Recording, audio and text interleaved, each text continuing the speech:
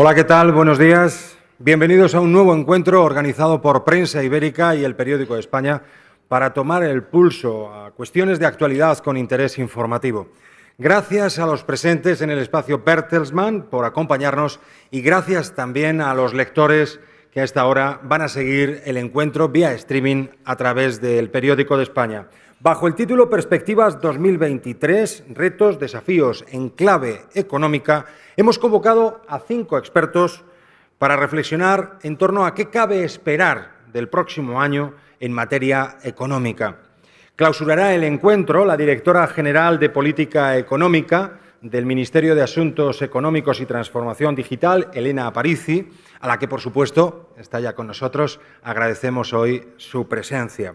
En un tiempo marcado por los efectos de la pandemia todavía y de una guerra en suelo europeo, son muchas, la verdad, las incógnitas sobre las que vamos a tratar de arrojar luz en los próximos minutos. Hablaremos, entre otros asuntos, de expectativas de crecimiento, de inflación, de política monetaria, de deuda, de empleo.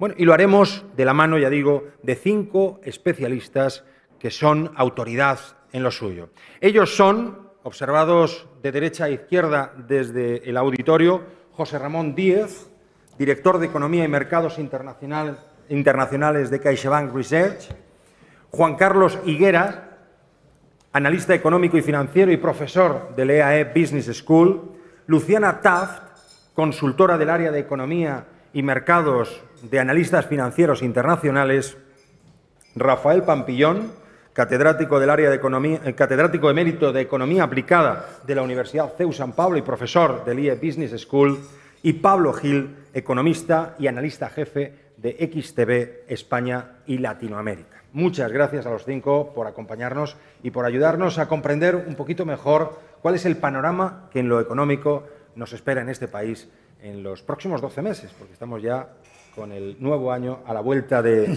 la esquina, ¿no?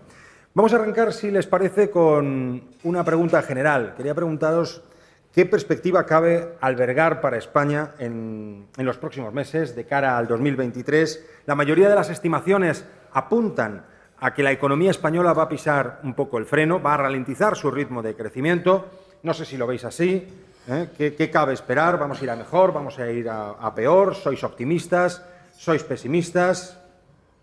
Si os parece, tenemos la gentileza de escuchar primero a Luciana. Vale. Uy. Vale, muchas gracias, Armando. Gracias. Buenos días a todos. Efectivamente, yo creo que el futuro pues, es algo peor, ¿no? o menos alentador de lo que hemos vivido en los últimos trimestres, ¿no? De hecho, ya hemos asistido, ya empezamos a ver esta desaceleración de la economía española, ¿no? en el tercer trimestre del año y continuará en los próximos. Tuvimos una primera parte del año espectacular, yo creo que luego entraremos más en detalle, ¿no? Pero sobre todo también gracias a un sector turístico pues, en total expansión en los 2 primeros trimestres del año, y luego ya hemos empezado a ver esta ralentización, no es dramática, pero sí, bueno, que ya lo empezamos a ver en los datos económicos, ¿no? Ralentización motivada por... José Ramón. Bueno, ralentización motivada, bueno, en primer lugar, buenos días a todos y muchas gracias por la invitación. Motivada, pues evidentemente, por un contexto internacional que ha ido empeorando durante el año, por la acumulación de shocks de oferta, subidas del precio de la energía muy importantes, por todavía cuellos de botella en la producción global que vienen desde el final del COVID y, finalmente, por unas subidas de tipos de interés inesperadas, ¿no? En estas fechas hace un año prácticamente los mercados no descontaban subidas de tipos y nos hemos encontrado con subidas acumuladas medias en el mundo de unos 300 puntos básicos, coordinadas, bueno, en un movimiento de endurecimiento de política monetaria no visto hace mucho tiempo. En este contexto, lo normal era que la economía fuese perdiendo fuerza en la segunda parte del año. Lo estamos viendo, pero quizás, bajo nuestro punto de vista, la noticia positiva es que esa pérdida de impulso está siendo inferior a la que pensábamos, tanto en España como en Europa. Y eso nos hace tener mucha más confianza y asignar mucha más probabilidad a nuestras previsiones centrales, nuestro escenario central de previsión de crecimiento, y que estamos anticipando un crecimiento medio del 1% para España el año que viene, y con un perfil que, tras el debilitamiento este cuarto trimestre y primer trimestre del año que viene, pues quizás volveríamos a recuperarnos a ritmos del 0,3-0,4% a partir del segundo trimestre del año. Dicho todo esto, en un entorno de elevada complejidad e incertidumbre del que tendremos tiempo luego de hablar. Ese mayor optimismo, José Ramón, se debe en parte a que esos problemas en las cadenas de valor se han reducido bastante. Sí, yo creo que efectivamente el mayor optimismo con respecto a cómo veíamos el escenario económico después del verano viene tanto por el lado de los cuellos de botella en las primeras etapas de las cadenas de valor, que básicamente se están limpiando especialmente en Estados Unidos, y en segundo lugar por un comportamiento de los precios de la energía mucho mejor de lo que esperamos. Hicimos todas las previsiones después del verano, bueno, con un precio del petróleo cerca de 100, con un precio del megavatio de euros por megavatio del gas pues en torno a 200, y nos hemos encontrado con precios del petróleo en la zona de 80, euros megavatio entre 100 y 150. Queda mucho invierno por delante, pero desde luego ahí en términos de problema energético parece que estamos un poco mejor, también con las existencias de gas en niveles muy elevados, también con una respuesta del consumo de la demanda a esa subida de precios superior a la que pensamos. Es decir, en ese aspecto estamos un poco mejor. En otros, por ejemplo, China, etcétera, estamos un poco peor, o esa es nuestra opinión. Y este crecimiento del Producto Interior Bruto del 1% para el año que viene, ¿cómo consideráis el consumo? Porque, por ejemplo, hemos visto una expansión, parece, del consumo por los datos que nos da la restauración. Ya nos ponemos casi a niveles pre-COVID del año 2019. La inflación que sigue estando ahí, es decir, que se sigue horadando la capacidad adquisitiva de las familias, que tenemos menos poder de compra.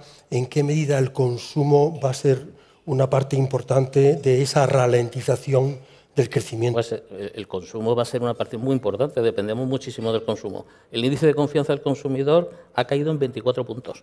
24 puntos con respecto a un año anterior. Es decir, y las expectativas que tienen los consumidores no son buenas. Si eso le añadimos el menor poder de compra por la inflación, que va a seguir, como bien decía Rafael, va a seguir siendo elevada durante mucho tiempo, lo dijo ayer Christine Lagarde. Dice, vamos a tener una inflación muy elevada durante mucho tiempo, lo ha dicho también Jerome Powell. Y los mecanismos que se están articulando desde el punto de vista de la política monetaria son realmente muy flojos para lo que realmente necesitamos para parar esta inflación galopante. Entonces, ese optimismo que decía José Ramón, yo creo que se está desinflando un poco, y se va desinflando, lo que pasa es que no se ha desinflado de forma súbita, sino gradualmente, pues no solo porque tengamos los problemas que tenemos en nuestro país. En nuestro país tenemos los dos grandes problemas que marca Keynes, la inflación y el paro, con la diferencia de que Keynes dice que si hay inflación no hay paro, y si hay paro no hay inflación. Y sin embargo, los gobiernos, todos los estados, tienden a aplicar políticas keynesianas de aumento del gasto desmesurado para intervenir en la economía en un momento y en un entorno que no es fácil. Y si a eso le añadimos la inflación subyacente que tenemos, pero no en España, en Europa, en torno al 6-6,5%, eso es un suelo muy sólido que va a ser muy difícil de romper. Claro. A ello se une el efecto pobreza, es decir, que la gente ve que sus patrimonios se van reduciendo. Yo creo que Pablo de esto sabe mucho. ¿Tú crees que las bolsas y los bonos van a seguir bajando y que nos sentiremos más pobres y consumiremos menos? Yo creo que lo primero que hay que hacer es tener la franqueza de hablar con los datos objetivos y no presentarlos de una manera manipulados, ¿no? Cuando hablamos del crecimiento en España, y yo lo digo continuamente, ¿no? Crecemos más que el resto, digo, perdón, la economía española es la que peor se ha recuperado del proceso del COVID. Es decir, en Europa prácticamente todas las economías europeas han conseguido volver a niveles pre-COVID, salvo nosotros. Con lo cual, cuando se habla de más optimismo o vamos a crecer un 1, un 1,8, un 1,5, mejor que Alemania, digo, no, vamos a poner las cosas en contexto, por Dios. Es como cuando la gente dice lo de la inflación ya está bajando. Digo, no, está subiendo más despacio. Es que los términos para la población son tremendamente relevantes. Y estamos politizando tanto el discurso económico que al final parece que buscamos convencer de lo bien que lo estamos haciendo cuando no lo estamos haciendo bien. No a nivel España, a nivel general. Habéis mencionado muchas cosas interesantes. Habláis de hasta qué punto los precios energéticos hacen que tengamos una mejor perspectiva. pero nadie está comentando que la OPEP por primera vez está tomando reacciones condiciones futuras de menor crecimiento para intentar sostener precios a unas cotas más altas, lo cual quiere decir que probablemente no veremos caer el precio de la energía tanto como en otras recesiones si finalmente ocurren y nos van a ayudar menos, lo cual va a anclar esas expectativas de inflación en cotas más altas. Es cierto, los bancos centrales son muy agresivos, los hemos visto esta semana, los 3 principales. Por Dios, todavía tenemos tipos de interés reales negativos en el mundo, salvo en China. Entonces, ¿somos realmente agresivos? No, estamos siendo ultralaxos. Lo que pasa es que antes éramos tan laxos que ahora nos parece que son agresivos. Esa subida prevista que ayer Christine Lagarde básicamente nos dijo, olvídense del 3% como punto terminal, hablen del 4% como poco. Es un punto más en tipos de interés. ¿Cómo va a afectar al consumo? ¿Cómo va a afectar al efecto riqueza que me preguntabas? Muy mal. Vas a sufrir una pérdida de nivel adquisitivo vía inflación y una pérdida de nivel adquisitivo porque el coste de la financiación cada vez va a ser más alto. Entonces, ese optimismo que yo veo que se intenta irradiar, está bien tener optimismo, pero sinceramente las cosas no pintan nada bien para 2023. Se retuercen las estadísticas. Iba a decir que a estas alturas del debate nuestros espectadores habrán comprobado ya que nuestros ponentes, nuestros especialistas, además de especialistas, son mediáticos, ¿no? Yo les he dado absoluta libertad para que interactúen y me alegra mucho, es decir, que quiero que siga siendo así, que no necesiten que el moderador esté continuamente dándoles las palabras. Les he dado esa libertad, la han cogido y me alegra mucho porque creo que así generamos un debate mucho más vivo y con una mayor interactuación. Te cedo la palabra enseguida, sí. Juan Carlos, por supuesto, pero hablaba él de inflación y quería que lo recondujéramos hacia esa dirección también, aunque termines la reflexión que ibas a realizar, ¿no? Digo de inflación porque, bueno, parece un poco que la tensión inflacionista parece que comienza a remitir. Puede situarse en diciembre en torno al 6%, pero bueno, en promedio del año luego están entre el 8 y el 9% al final, el 8,5%. Mi pregunta es, ¿cabe esperar que esta tendencia que estamos empezando a percibir en la recta final del año se mantenga en el 2023 o podemos volver a las andadas? Disculpa que te interrumpa. Nada, sí, además quiero está relacionado. Que os sigáis sintiendo en absoluta libertad, porque además, como todos los temas que vamos a abordar están interrelacionados, aquí es muy difícil a la hora de organizar este debate que lo hagamos como compartimentos estancos. Todo interactúa, todo está interrelacionado. Bueno, pues en relación a lo que decía Pablo, lo que iba a decir es que se retuercen mucho las estadísticas para mostrar la parte más agradable. Es decir, decía Winston Churchill, ¿no?, que las estadísticas son como los trajes de baño, que se enseñan lo sugerente, pero esconden lo más interesante. Y es verdad que efectivamente lo que ocurre es que cuando queremos mostrar una estadística optimista, pues utilizamos porcentajes, cuando no nos interesa utilizamos valores absolutos, cuando no le damos la vuelta y utilizamos una ventana temporal que curiosamente me interesa mostrar. Entonces, eso es lo que hay que evitar, ¿no? Porque si no, si nos cargamos de mucho optimismo, que es bueno tener optimismo, pero los empresarios, los inversores y todos esos agentes económicos lo que hacen es basar sus decisiones en base a lo que se ve en el ambiente, en base a lo que se comunica. Si luego resulta que hacen inversiones y resulta que no es tan optimista como era, pues luego la sorpresa es peor porque el inversor al final pierde la confianza en el país y se largan a otros sitios. En relación a la inflación se va a mantener, si lo ha dicho Christine Lagarde.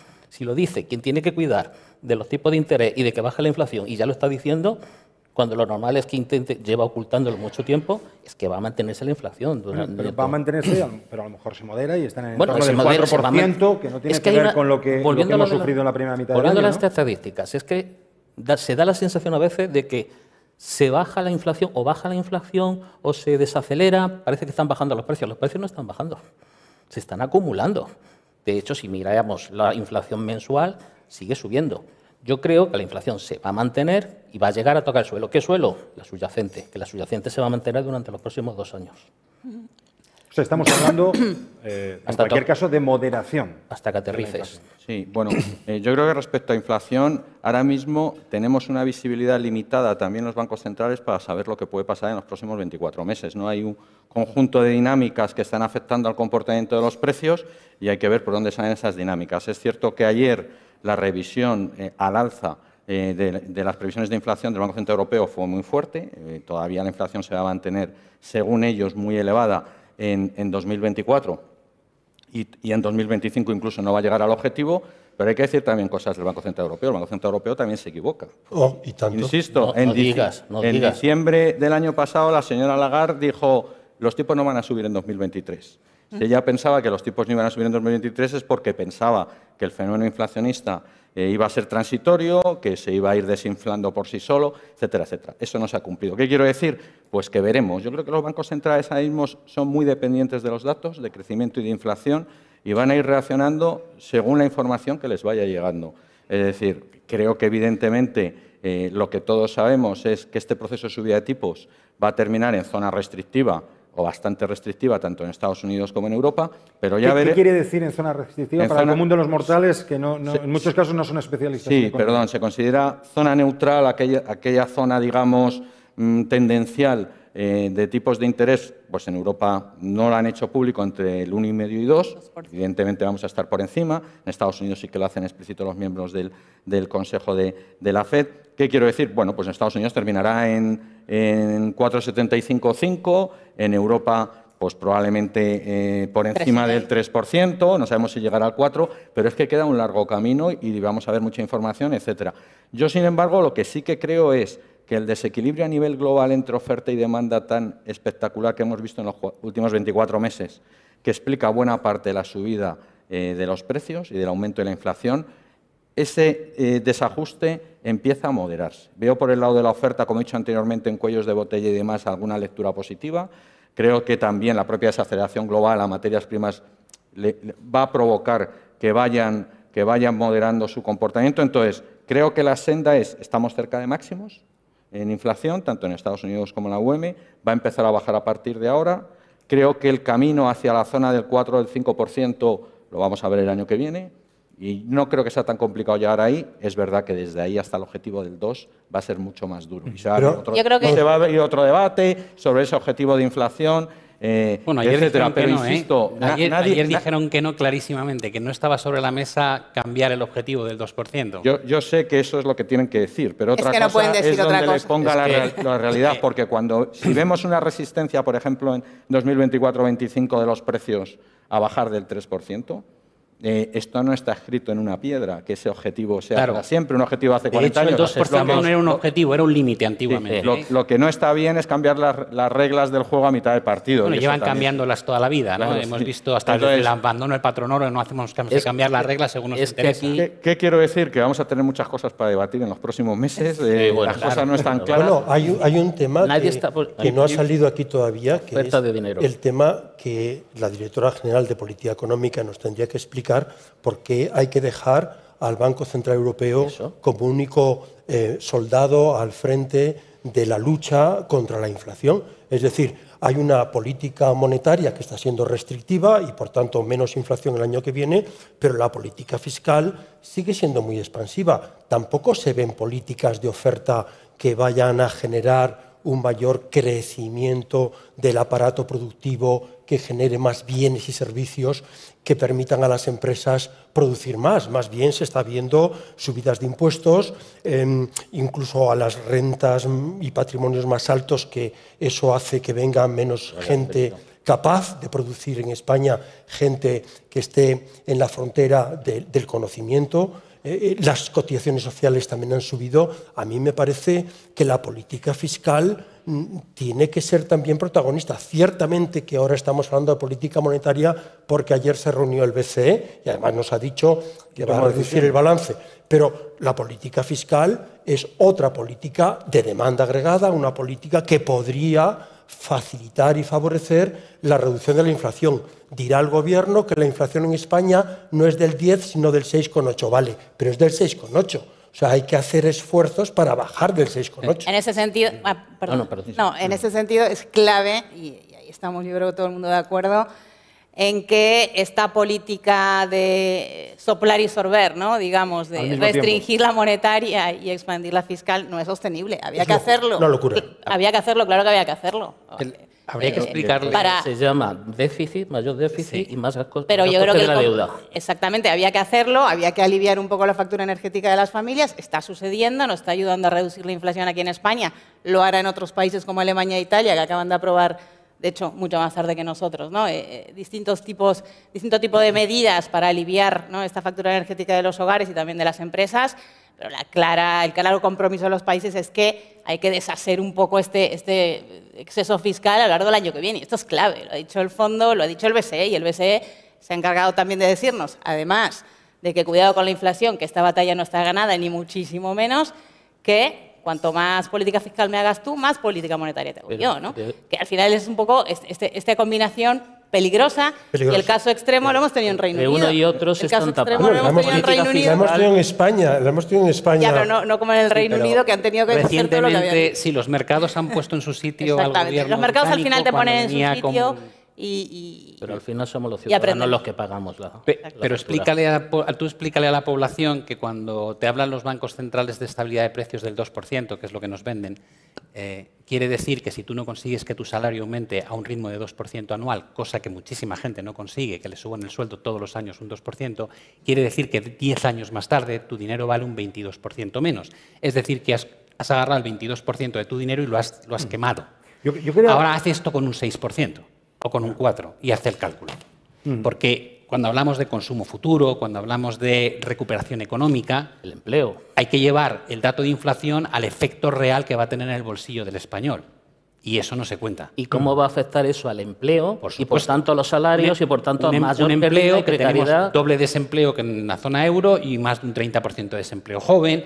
Pero es que además, comentabais, el Banco Central se puede equivocar. Se llevan equivocando año y medio estrepitosamente. Llevan hablando de transitoriedad de inflación en 2021 y nos ha explotado una inflación que no veíamos en 4 décadas. Ahora son todo prisas. Cuando hablamos de que se puedan equivocar y tal vez la inflación remita mucho antes de lo previsto, que puede pasar, que de repente descubramos que la inflación no se queda arriba, sino que corrige, porque te la van a calcular año contra año. Realmente no va a bajar los precios, pero puede ser que en la comparativa interanual tú digas, el problema de la inflación ha desaparecido. Nadie te devuelve lo que has perdido de capacidad adquisitiva, pero políticamente se vende muy bien. Pero la realidad de eso es que el problema 2023 no está en lo que va a venir, está en lo que ya hemos hecho. Es decir, ya nos hemos tomado, yo el otro día ponía el ejemplo, digo, ya nos hemos tomado los 5 chupitos de tequila. Y la gente pregunta, ¿cómo evito que luego me dé la borrachera? Digo, ya no puedes evitarla. Ha subido 425 puntos básicos los tipos de interés en Estados Unidos en 9 meses.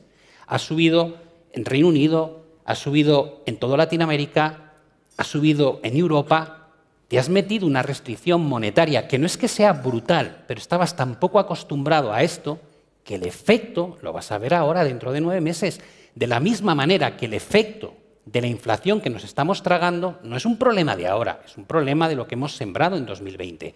Es verdad, cuellos de botella, logística, problemas de comercio internacional, yo lo compro, pero por Dios, y un incremento de la M2 que era una auténtica barbaridad, un envío de dinero directamente a los ciudadanos estadounidenses al buzón de su casa.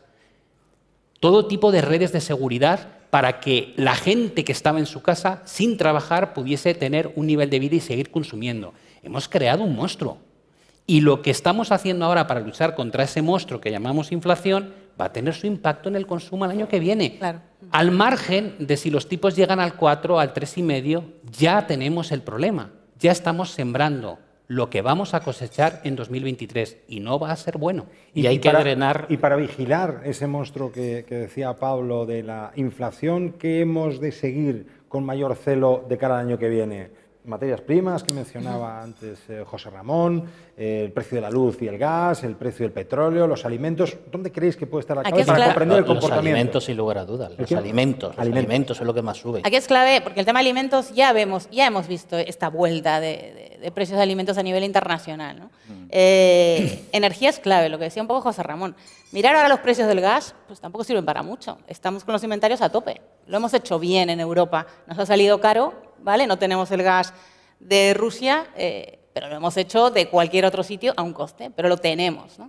Ahora, empecemos a mirar el precio del gas en marzo o abril, cuando haya que empezar otra vez, ¿no?, a demandar para industria, para consumo, ¿no? Entonces, ahí cuidado con el tema. Monitorizar, pues, obviamente, el tema energía, ¿qué va a hacer China? ¿No?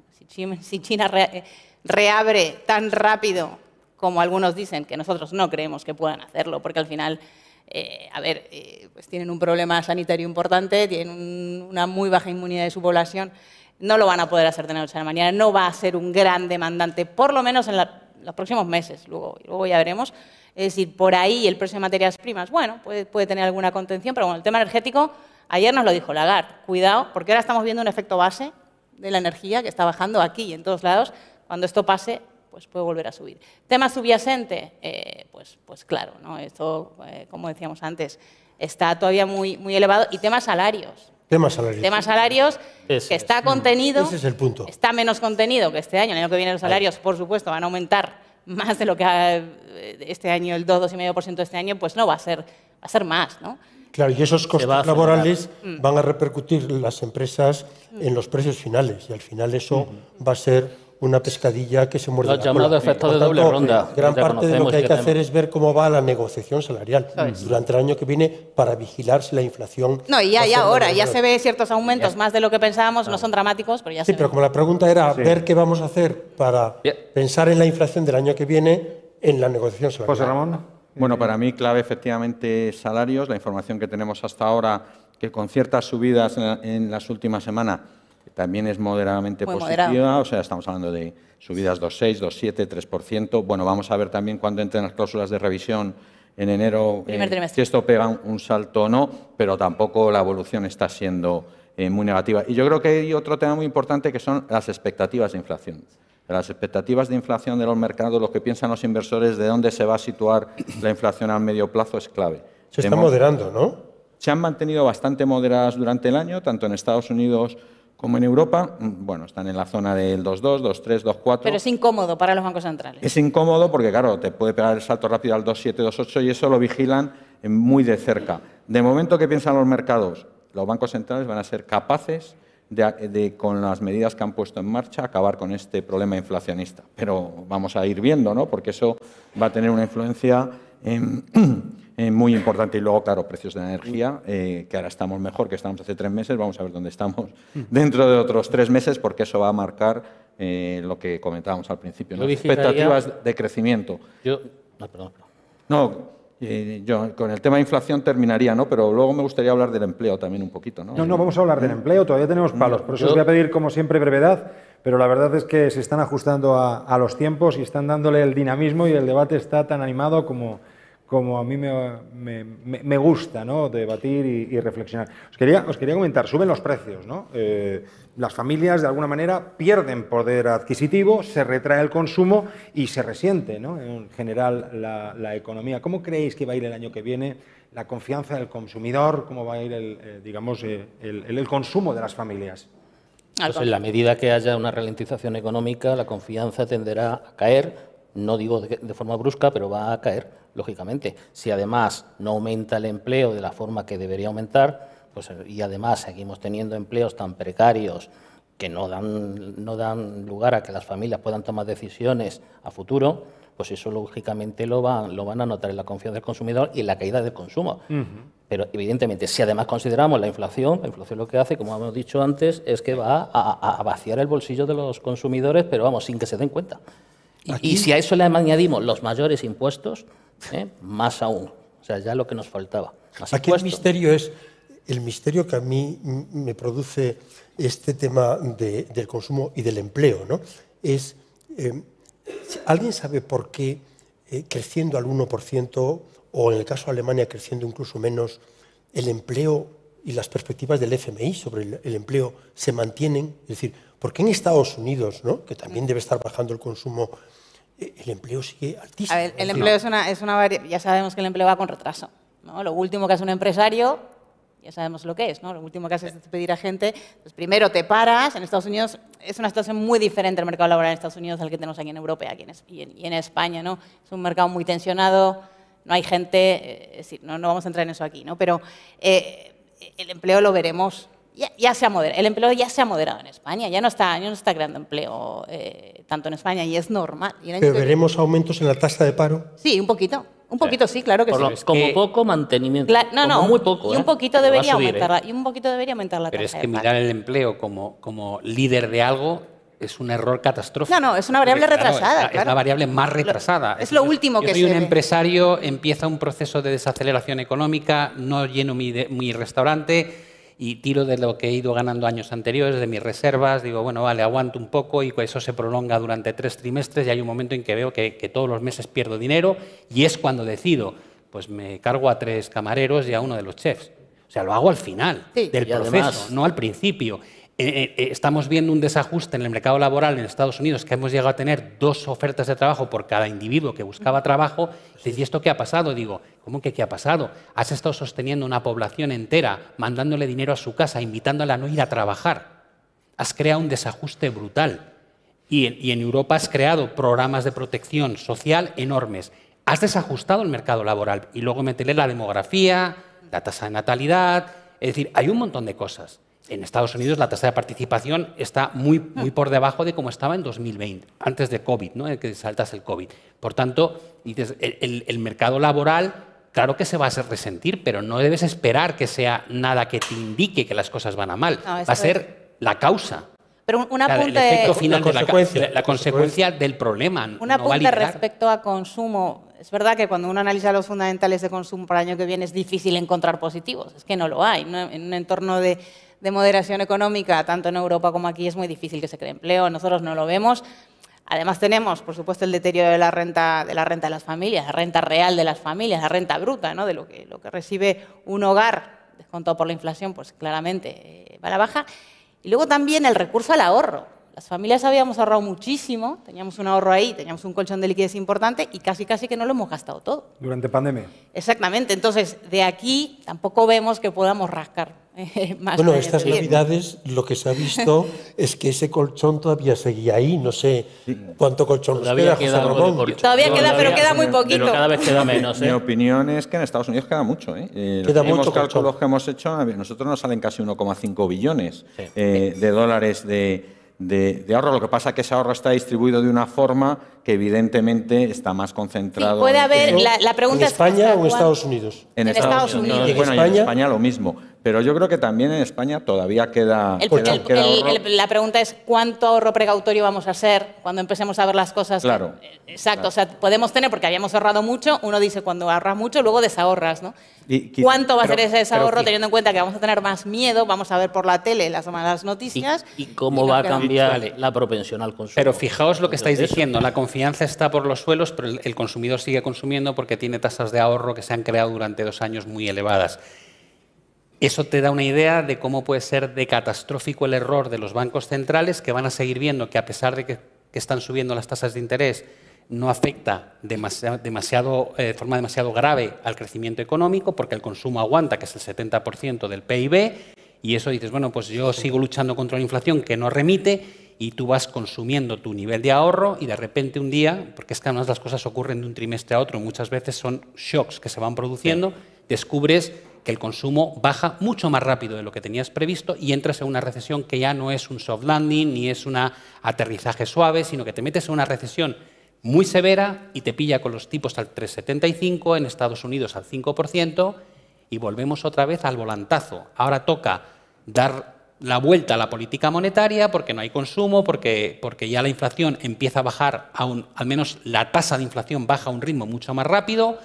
Se sueña con que volvemos al 2% y volvemos a repetir el mismo error que cometimos hace 10 años. Es decir, vamos por detrás completamente de los problemas y lo único que hacemos es meter medicina y sacar medicina y meter medicina y sacar medicina, intentando controlar un ciclo que nosotros mismos, a través de esas políticas ultraexpansivas, hemos alargado de forma antinatural. Porque el gran problema, en mi opinión, que existe es que tenemos unos bancos centrales, luego hablamos si quieres de política fiscal, que también es muy interesante, unos bancos centrales que se creen con la obligación de evitar la recesión a cualquier precio. Y dices, no, perdona, es que las recesiones no son malas, son cíclicas. No, de evitar la inflación a cualquier precio. No, la inflación a cualquier precio no, porque es que las recesiones que podían haberse formado, por ejemplo, en 2018, cambiaron el sesgo de la política monetaria en Estados Unidos para evitarla y no había ningún problema de inflación. Es decir, nos hemos sentado en tipos al 0% a pesar de que había crecimiento económico porque eso ayudaba a que se mantuviese la pelota girando. Pero es cierto también que hay muchos inflación, analistas claro, que están calculando que el año que viene un tercio del planeta entre en recesión, ¿correcto? el propio Fondo Monetario O sea que Internacional. para entender la En economías situación que están y interconectadas, la situación ¿eh? de la economía española hay que ponerla en un contexto de la economía mundial que está al borde de la recesión. Pero ¿sabes lo una que hay que crisis añadir importante. además cuando empecemos a drenar, cuando empiecen a drenar la liquidez que han metido en el sistema? El Banco Central Europeo ha dicho que a partir de marzo va a empezar eso va a ser muy poquito el año que viene. No, ya lo sé, pero como tengan que drenarla más, entonces el efecto va a ser mucho peor. Súmale a los 95.000 millones que Pero están no va a ser, el año que viene yo no veo que eso vaya a Sí. quitar mucho. José Ramón. Sí, yo creo que has sacado un tema del debate también interesante, ¿no? ¿Qué es una recesión? Bajo mi punto de vista, hay una recesión cuando se produce una caída generalizada en muchísimos sectores y durante un largo periodo de tiempo en una economía con destrucción de empleo. Si no hay destrucción de empleo, esto no es una recesión, esto es un enfriamiento, una paralización de la actividad, llamémosle como queramos. Y por lo menos nosotros en nuestros escenarios ahora mismo centrales, tanto en España como en Europa, ahora mismo no vemos ese proceso de fuerte ajuste de la actividad con destrucción de empleo. No habéis hablado de empleo y para mí es un gran tema para debatir durante mucho tiempo. Podemos hablar en términos coyunturales de lo que esperamos para el año que viene y la realidad es que yo creo que si la economía española crece un 1%, con ese perfil que os comentaba anteriormente, pues prácticamente no va a haber destrucción de empleo. Nos vamos a quedar muy planos. Igual. Muy planos, ¿no? Igual. Y eso es bueno para un montón de cosas, para el consumo, etcétera, que evidentemente el consumo el año que viene tiene que estar muy flojo. El crecimiento no va a venir por el lado del consumo. Y luego hay otros factores estructurales en un mercado de trabajo que no nos damos cuenta, pero está cambiando. Sí. Las competencias, lo que se necesita, temas demográficos, como tú dices, bajo mi punto de vista, estructuralmente el mercado de trabajo que viene es totalmente diferente. Y lo que ya empezamos a detectar no solo en Estados Unidos, sino en España, es que se necesitan una serie de profesionales en muchos lados y no se encuentran. No solo analistas de Big Data, ingenieros y demás. No, no. Estados Camareros, Unidos dicen que camareros, por ejemplo. no despiden porque tienen miedo de no poder contratar o encontrar la mano de obra especializada que luego quieren. O sea, Ya está dando el caso de mantener en plantilla gente por el miedo a no poder reponerlo más adelante. A lo Hay un mejor punto- hay- acertamos nosotros con las medidas en el COVID, ERTES y demás, manteniendo los vínculos empresas-trabajadores Pues puede y ellos utilizando su modelo clásico, muy flexible, despido, que luego ya recuperaré esos puestos de trabajo y le doy cheques a los trabajadores, parece que no ha funcionado. De tan acuerdo. bien. ¿Cómo se resuelve la esquizofrenia esa de una economía que tiene casi 3 millones de desempleados y muchas empresas que buscan trabajadores y no encuentran? Es decir, no hay manera de que cada oveja encuentre a su pareja, es decir, que se forme mejor Migración la extrema. formación profesional. No sé qué cambios habría que hacer Bueno, por en la ejemplo, política esto que laboral. has dicho, por ejemplo, formación profesional dual y todo esto, pues es hacia donde, por ejemplo, tiene que ir nuestro país, Sí. bajo mi punto de vista, ¿no? Para adecuar mejor las necesidades del mercado de trabajo a Permitidme un segundito, estoy encantado de que el debate tenga vida propia, es bueno, es lo que yo había pedido y la verdad es que, bueno, pues están dando un juego tremendo y además se les ve acalorados y con pasión en lo que cuentan y estoy de verdad encantado, pero el tiempo va avanzando y hay un tema que creo que es importante que abordemos, que es el de la deuda pública, ¿no? El Banco de España ha apuntado esta misma semana que supera por primera vez el 1,5 billones, ¿no? Estamos hablando, si no me equivoco, si no sé si me corregís, estamos hablando del 110%, del No, más, 116% del PIB, ¿no? ¿Hasta qué punto eso es preocupante a vuestro juicio? Es que Hasta el comentario- punto que el Banco Central Europeo la compre Claro, o no la compre. claro. Por tanto, si el Banco Central deja de comprar Es que deuda el programa pública, 5 billones. los mercados no sé si nos lo van a comprar. Mientras tengamos un A padrino ver si que va a nos, tener que que nos moderar en el preste tramo el final. dinero, mientras tengamos un padrino que nos preste el dinero, a ese tipo Ya, de pero ya interés, sabemos que pero eso va a acabar. pero ya sabemos que va a eso ya acabar. acabó. Pero no, y además sabemos que va a seguir aumentando la deuda pública. Va a aumentar en 70.000 millones, Bueno, según los sí. presupuestos Pero no generalizados, en términos 70.000 millones netos el año que viene.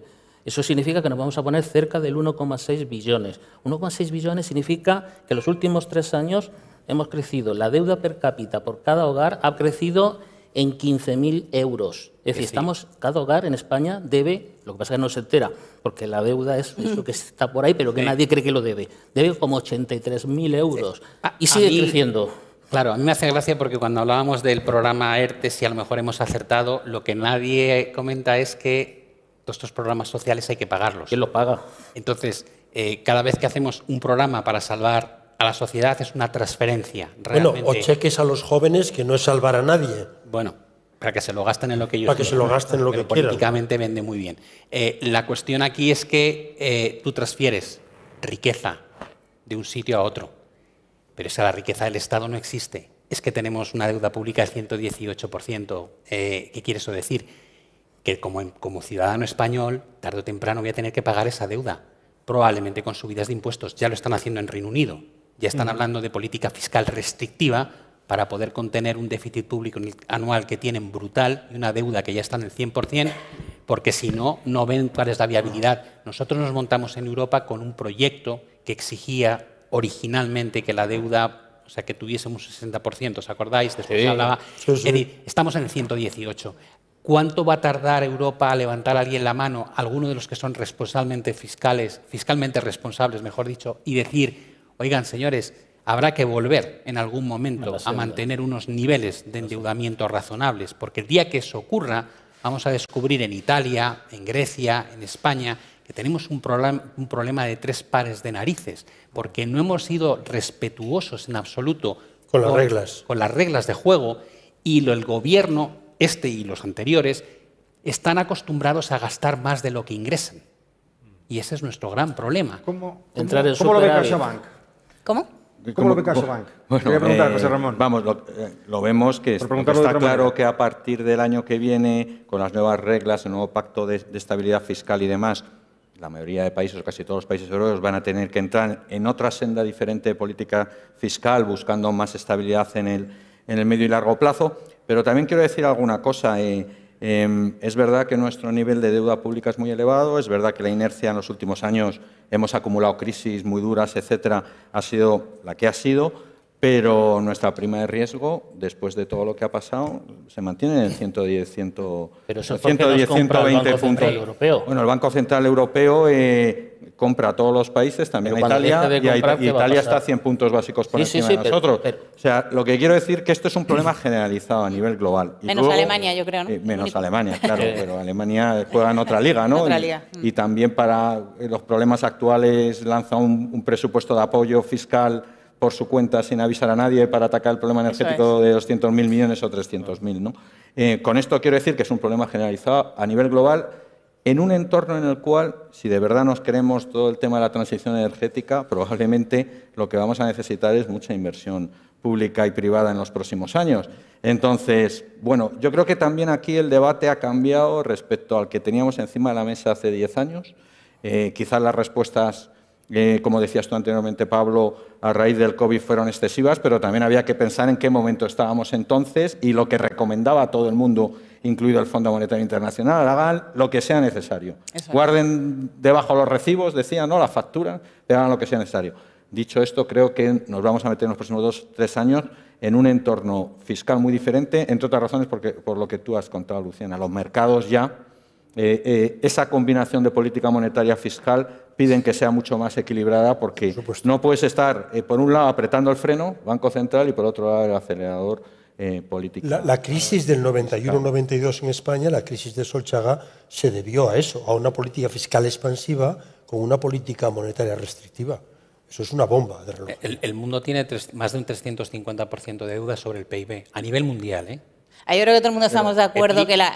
Creo que todo el mundo estamos... perdona. No, aplícale ahora el efecto que va a tener una subida coordinada, porque aunque no está coordinada, no se tipos. ponen de acuerdo, está pasando a nivel mundial, salvo en China y en Japón.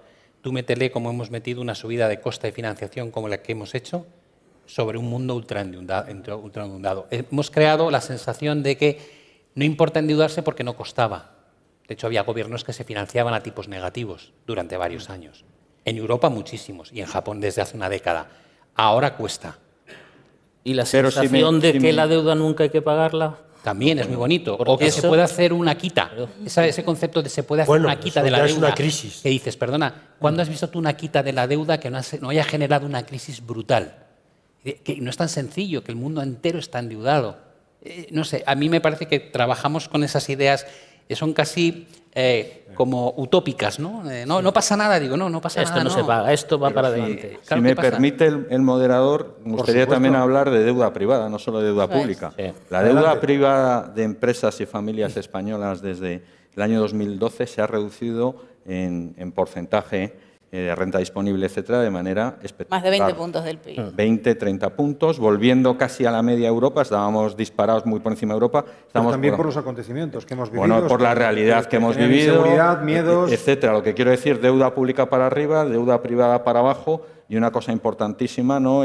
Mantenemos un superávit de balanza por cuenta corriente. 10 años después. Ya se acaba, ¿no? Bueno, se parece que se va a acabar, pero o que está a punto de acabarse, pero lo hemos mantenido durante 10 años, y eso también hay que reconocerlo, nunca lo habíamos visto en la economía española.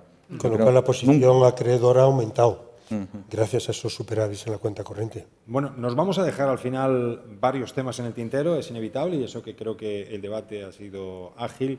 Yo creo que nos va a dar tiempo a hablar de exportaciones, importaciones, balanza comercial, sectores productivos importantes para nuestra economía, como el turismo, la automoción o el inmobiliario o la construcción.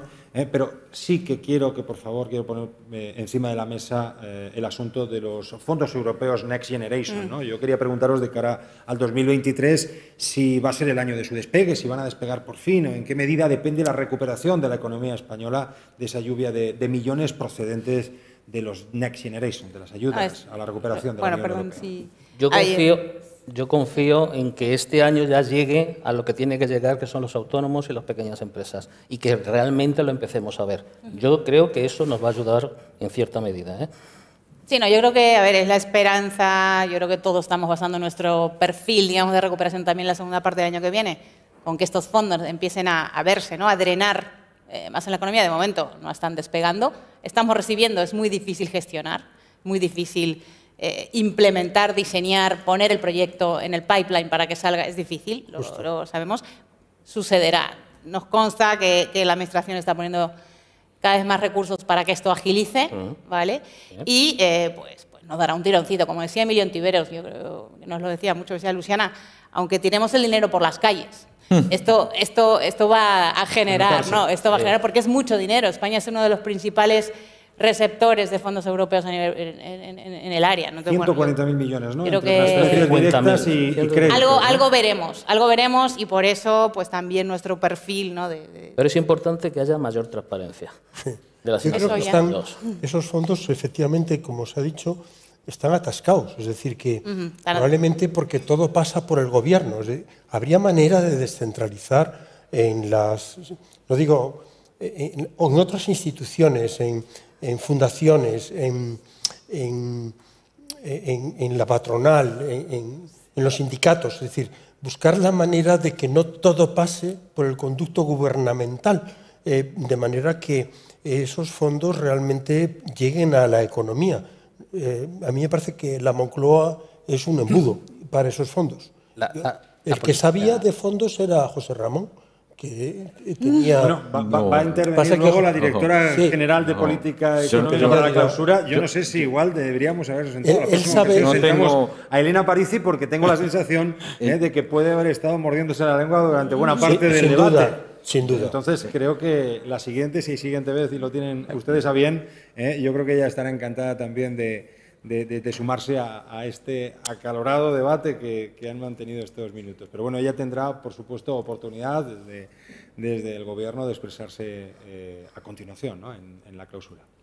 Sí, yo también estoy de acuerdo contigo en que la transferencia es muy poco directa. La más directa que hemos visto es la que implementó Estados Unidos, cuando mandas el dinero directamente al buzón del ciudadano, te garantizas que se lo gasta en las próximas 24 horas.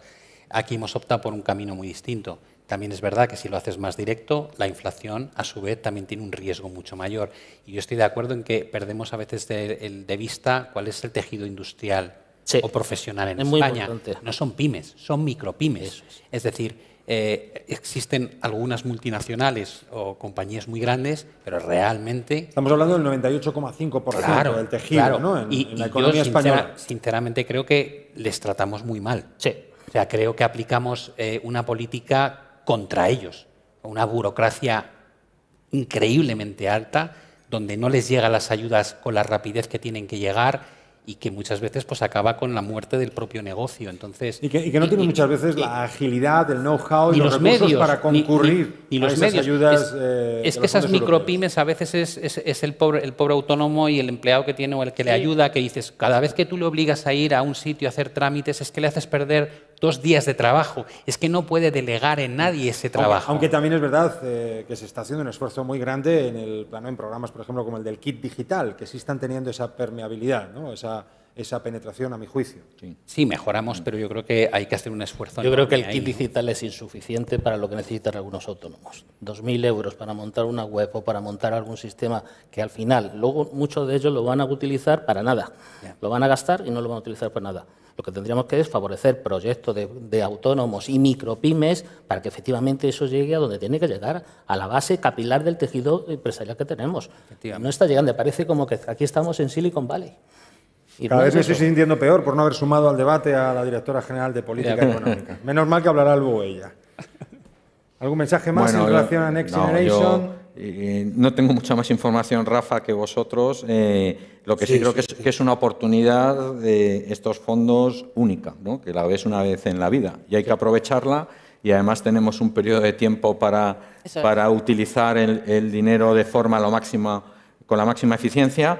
Y bueno, yo confío en que el año que viene esto va a ir mejorando poco a poco, y además en nuestras previsiones de crecimiento evidentemente hay una Los fondos de cohesión europeos antes costaron, o sea, nos cuesta a los países aprender a gestionar y a implementar. Y España más. Y eran fondos dedicados sobre todo a infraestructura básica, a infraestructura tradicional, ¿no? Esto es distinto, son proyectos distintos, tienen que ver con energía verde, con digitalización, que no es fácil ni para las empresas ni para la administración, pues montarlo, ¿no? Y con una gobernanza, hay que tener gobernanza, paciencia, lo que pasa es que igual se nos está acabando. Sí, con una gobernanza que te pide Europa también muy estricta, transparencia, etcétera, ¿no? Entonces, bueno, yo creo que esto debe ir agilizándose. Lo que sí que me gustaría es tener algo más de información, algo más de transparencia en la evolución. Sé que no es fácil, pero no hay que olvidar que la mitad hay que devolverlo, o sea, usémoslo bien. Que esto no es a fondo perdido, una parte es a fondo perdido, pero la mitad hay que devolverla. Es decir, que no es ningún regalo. Entonces, siempre cuando... 70 y 70 tenía yo en la cabeza. Cuando trabajas con dinero